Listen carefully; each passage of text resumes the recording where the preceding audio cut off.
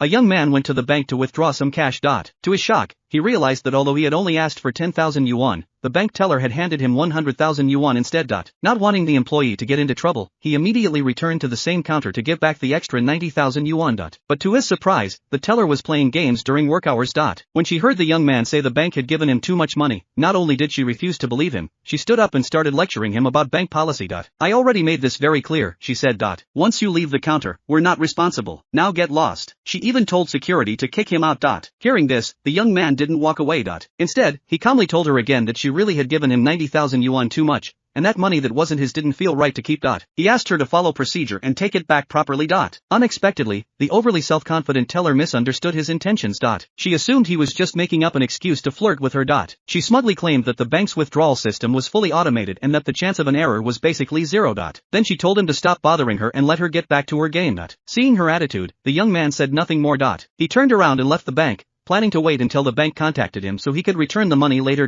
But just as he reached the door, a lawyer stopped him. The lawyer told him he had witnessed everything that just happened. To prevent the young man from getting into legal trouble over the money, he suggested a clever solution, one that would allow him to keep the money legally and make it impossible for the bank to recover it later. The lawyer told him to go back to the teller one more time and clearly confirm whether the bank truly didn't want the extra money. When the young man asked again, the teller impatiently said she didn't want it and told him to get lost.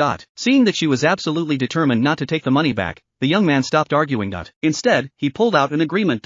He said that all she needed to do was sign it and acknowledge that the extra money had been voluntarily given to him by the bank. Once she signed, he promised to leave immediately. Even at this point, the teller was still convinced she couldn't have made a mistake. She firmly believed she had not given him an extra 90,000 yuan. What she didn't realize was that 20 minutes earlier, when the young man first came to withdraw money, she had been on the phone while working. She accidentally added one extra zero, turning a 10,000 yuan withdrawal into 100,000 yuan. Completely unaware of her mistake, she signed the agreement without hesitation, slapped it onto the young man's chest, and sent him on his way. After he left, she even bragged to her co-workers, saying some idiot had insisted she gave him too much money. How could the bank's system possibly make a mistake, she said smugly. One co-worker asked, but what if there really was an error? She scoffed. If there really was a mistake, I'll get on my knees and beg him to give the money back. The words had barely left her mouth when another co-worker rushed over with shocking news. They had just checked the records and discovered she had indeed given too much money to a customer. The woman froze. How much? She asked nervously. Her co-worker answered quietly, 90,000.